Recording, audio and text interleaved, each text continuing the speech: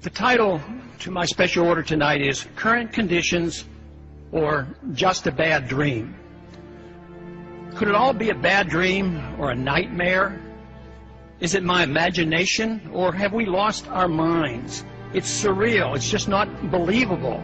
A grand absurdity, a great deception, a delusion of momentous proportions. Based on preposterous notions and on ideas whose time should never have come. Simplicity, grossly distorted and complicated. Insanity, passed off as logic. Grandiose schemes built on falsehoods with the morality of Ponzi and Madoff.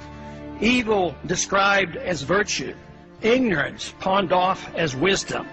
Destruction and impoverishment in the name of humanitarianism. Violence, the tool of change. Preventive wars used as a road to peace. Tolerance delivered by government guns. Reactionary views in the guise of progress. An empire replacing the republic. Slavery sold as liberty. Excellence and virtue traded for mediocrity. Socialism to save capitalism. A government out of control.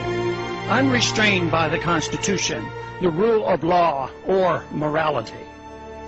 Bickering over petty politics as we head into chaos. The philosophy that destroys us is not even defined. We have broken from reality, a psychotic nation. Ignorance with a pretense of knowledge replacing wisdom. Money does not grow on trees, nor does prosperity come from a government printing press or escalating deficits. We're now in the midst of unlimited spending of the people's money, exorbitant taxation, deficits of trillions of dollars spent on a failed welfare warfare system, an epidemic of cronyism, unlimited supplies of paper money equated with wealth, a central bank that deliberately destroys the value of the currency in secrecy, without restraint, without nary a whimper. Yet, cheered on by the pseudo-capitalists of Wall Street, the military-industrial complex, and Detroit. We police our world empire with troops on 700 bases and in 130 countries around the world. A dangerous war now spreads throughout the Middle East and Central Asia.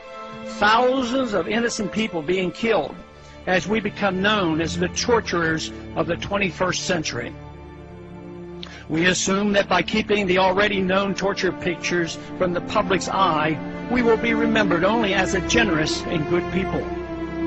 If our enemies want to attack us only because we are free and rich, proof of torture would be irrelevant. The sad part of all this is that we have forgotten what made America great, good, and prosperous. We need to quickly refresh our memories and once again reinvigorate our love, understanding, and confidence in liberty. The status quo cannot be maintained considering the current conditions. Violence and lost liberty will result without some revolutionary thinking. We must escape from the madness of crowds now gathering.